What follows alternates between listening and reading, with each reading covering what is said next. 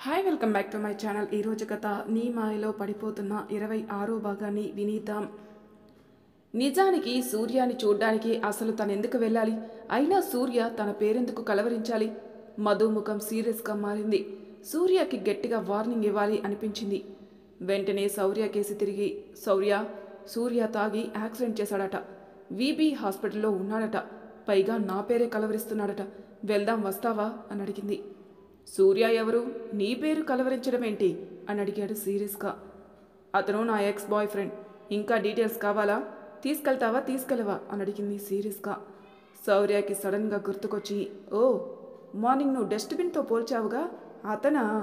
అయినా వెళ్ళడం అవసరమా అని అడిగి ఒక్క క్షణం ఆలోచించి లెట్స్ గో అన్నాడు. విరాట్ని అడగకుండా తనని అడిగిందంటే మీనింగ్ ఏమిటి? ఇంత మంచి అవకాశం వదులుకోవచ్చా? ఒక 2 minutes ఆగు, ఈలోపు కార్ రెడీ చేయి అని బ్యాగ్ తీసుకోవడానికి తన బెడ్రూమ్లోకి వెళ్ళింది. శౌర్య స్టైల్గా హెయిర్ వెనక్కి తోసుకుని కంటికి గౌగల్స్ పెట్టుకొని విరాట్ కేసి వినోద్ కేసి గొప్పగా చూశాడు. అలాగే కార్ కీస్ని గిరగిరా తిప్పుకుంటూ బయటికి కారు వైపే నడిచాడు. విరాట్కి వినోద్కి ఒళ్ళు మండిపోయింది. ముఖముఖాలు చూసుకున్నారు ఇద్దరు సన్నీ కేసు చూశారు. ఒక 5 minutesలో మధు బ్యాగ్తో కిందికొచ్చింది. సన్నీ బిక్కమొహం వేసుకుని మధు కాళ్ళని చుట్టేశాడు. సన్నీ గుడ్ బాయ్ కదా, ఆంటీ తొందరగా వచ్చేస్తుంది, నువ్వు బజ్జో, రేపు ఆడుకుందాం సరేనా అంది. సన్నీ అడ్డంగా తలూపాడు. మధుకి ఏం చేయడానికి పాలుపోలేదు. వినోద్ వచ్చి, పాపం మధు, సన్నీని కూడా తీసుకెళ్ళు అన్నాడు. సన్నీ అవును అన్నట్లు తలూపాడు. బట్ హాస్పిటల్లో ఇంత చిన్న పిల్లవాళ్ళని రానివ్వరేమో కదా అని అడిగింది మధు. వినోద్ గడ్డం గోక్కుని, నువ్వు చెప్పింది కూడా కరెక్టే, అయితే ఒక పని చేద్దాం, సన్నీని చూసుకోవడానికి విరాట్ అన్న కూడా మీతో వస్తాడు అని చెప్పాడు. మధు షాక్ తింది. ఇంతలో విరాట్ షర్ట్ స్లీవ్స్కి బటన్స్ పెట్టుకుంటూ వచ్చాడు. నేను రెడీ అనంటూ. మధుకి నోట మాట రాలేదు. బట్ మధు ఏమీ చెప్పలేకపోయింది. సరేనని తలూపి బయటికి నడిచింది. శౌర్య కారులో డ్రైవింగ్ సీట్లో కూర్చునున్నాడు. మిగతా వాళ్ళకన్నా ముందే వినోద్ నడుచుకుంటూ వెళ్ళి శౌర్య పక్క సీట్లో తను కూర్చున్నాడు. శౌర్య షాక్ తిని మాట్లాడేలోపే వెనక సీట్లో విరాట్, సన్నీ, మధు కూర్చున్నారు. శౌర్యకి నోట మాట రాలేదు. మీరందరూ ఎక్కడికి అని అడిగాడు. ముందు కార్ స్టార్ట్ చేయి, దారిలో చెబుతా అన్నాడు వినోద్. శౌర్య కార్ స్టార్ట్ చేసి డ్రైవ్ చేస్తూ, ఇప్పుడు చెప్పు అన్నాడు చిరాక. మధుని వదిలి మా సన్నీ ఉండలేడు, మా సన్నీని వదిలి మా అన్నయ్య ఉండలేడు, మా అన్నయ్య వదిన సన్నీ లేకుండా నేను బ్రతకలేను, అందుకే మేం కూడా కారు ఎక్కేశాం అన్నాడు తాపిగా వినోద్. శౌర్య పళ్ళు నూరుకున్నాడు.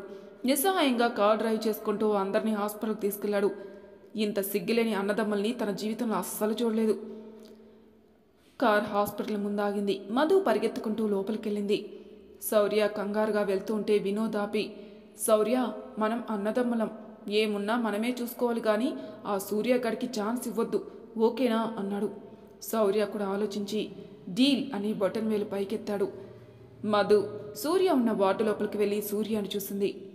మధుతో వచ్చిన మిగతా ముగ్గురు సన్నీతో సహా రూమ్ బయట నుంచుని డోర్కున్న గ్లాస్ ద్వారా లోపల ఏం జరుగుతుందో చూడసాగారు.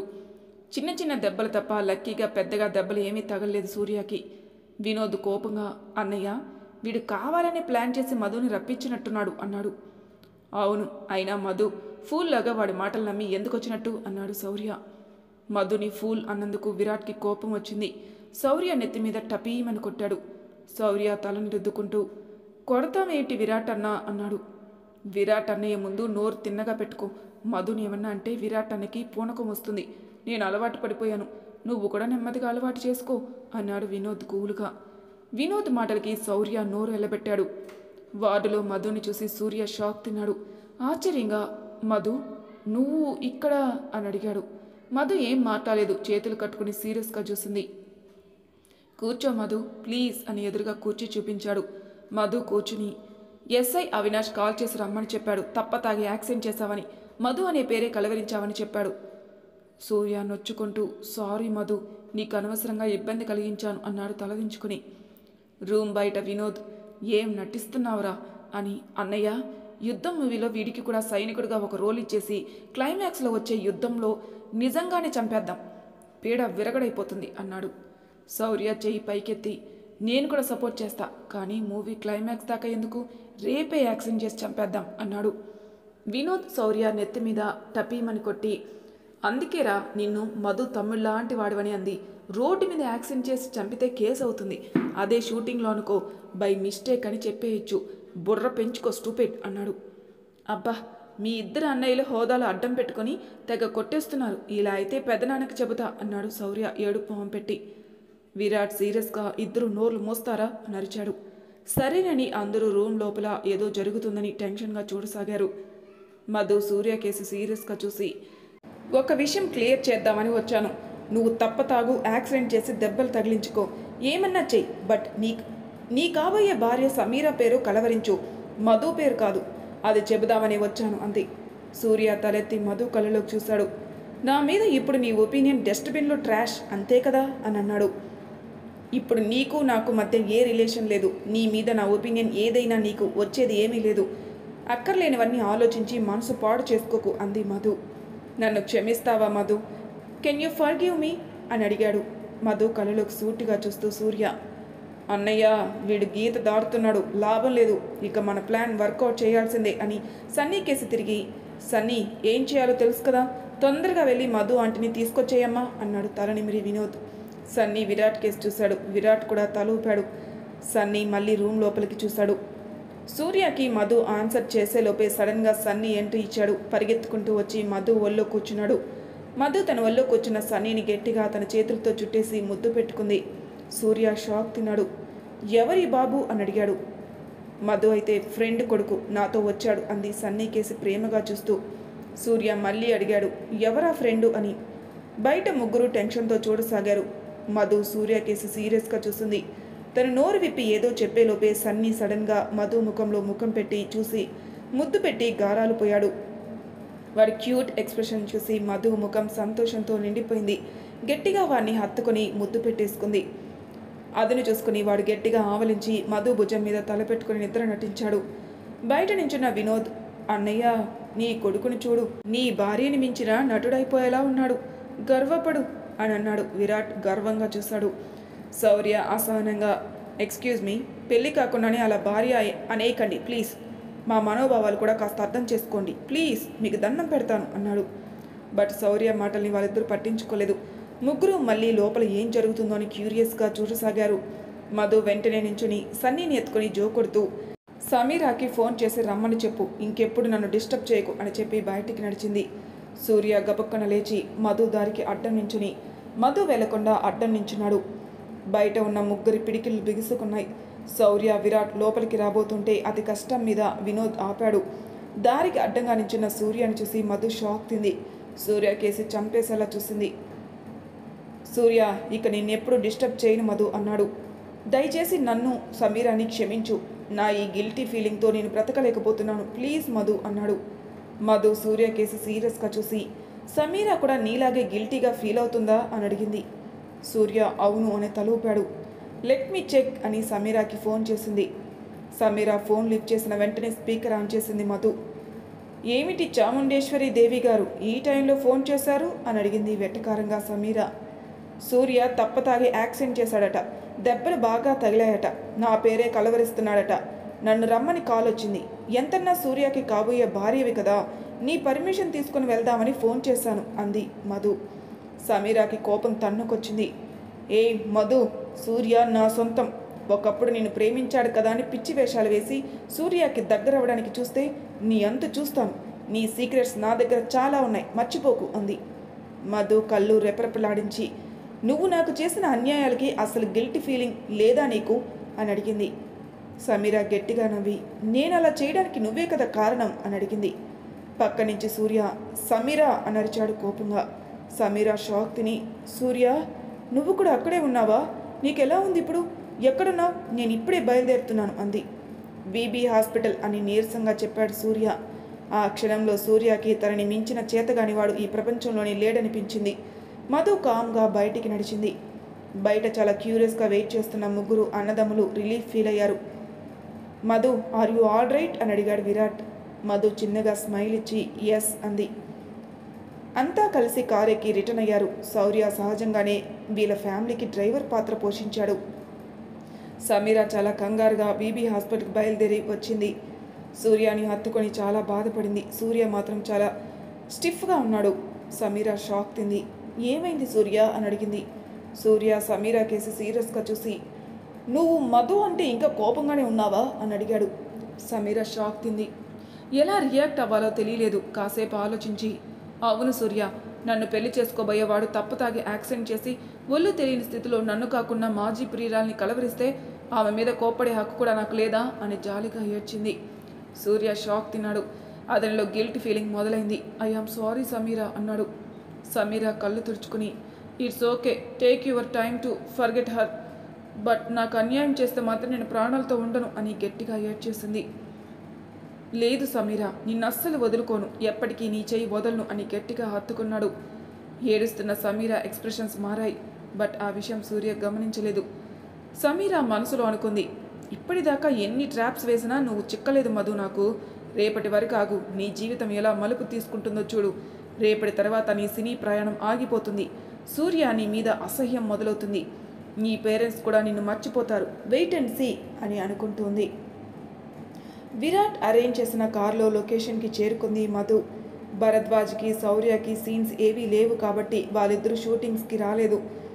ఆ రోజు మధు సమీరల మధ్య కొన్ని ఫైటింగ్ సీన్స్ ప్లాన్ చేశాడు సుభాష్. నిజానికి ఈ సినిమాలో మహారాణికి చాముండేశ్వరికి మధ్యలో పగ ప్రతీకారాలేవీ లేవు. చాముండేశ్వరి యుద్ధ కళ నైపుణ్యానికి మహారాణి అబ్బురు పడిపోయి తనకి యుద్ధ కళ నేర్పించమని అడుగుతుంది. చాముండేశ్వరి కూడా మహారాణికి నేర్పిస్తుంది. ఆ తర్వాత వాళ్ళిద్దరి మధ్యలో ఫ్రెండ్లీ ఫైటింగ్ జరుగుతుంది. ఇది సీన్. స్టంట్ మాస్టర్ ధర్మారావు మధుకి సమీరాకి మధ్య జరిగే కత్తి యుద్ధ సన్నివేశాలను చాలా చక్కగా డిజైన్ చేశాడు. అంతే చక్కగా వాళ్ళిద్దరికీ నేర్పించాడు కూడా. వాళ్ళు త్వరగా నేర్చుకోవడానికి వీలుగా 1, 2, 3, 4 ఇలా స్టెప్స్ ప్రకారం నేర్పించాడు. 1 అన్నప్పుడు ఎవరు ముందుకు రావాలి, ఎవరు వెనక్కి వెళ్ళాలి, ఏ నెంబర్ చెప్పినప్పుడు కత్తిని ఎవరు ఏ పొజిషన్లో పెట్టుకోవాలి, ఇలా చాలా పర్ఫెక్ట్గా నేర్పించాడు. వాళ్ళు వాడుతున్నవి కూడా నిజం కత్తులేమీ కాదు, కానీ కొంచెం షార్ప్గా మాత్రం ఉన్నాయి. మధు సమీర ఇద్దరూ చాలాసేపు ప్రాక్టీస్ చేశారు. ధర్మారావు పదే పదే చెప్పాడు, ఏ నెంబర్ చెప్పినప్పుడు ఎవరు ఏ పొజిషన్లో ఉండాలో, కత్తిని ఎలా పట్టుకోవాలో 1కి 10 సార్లు చెప్పాడు. మధు సమీర చాలాసేపు ప్రాక్టీస్ చేసి మధ్యలో బ్రేక్ తీసుకున్నారు. ఆ గ్యాప్లో శౌర్య వచ్చాడు. శౌర్యాన్ని చూసి మధు షాక్ తింది. నీకు ఈరోజు షూటింగ్ లేదుగా, ఎందుకు వచ్చావు అని అడిగింది ఆశ్చర్యపోతూ.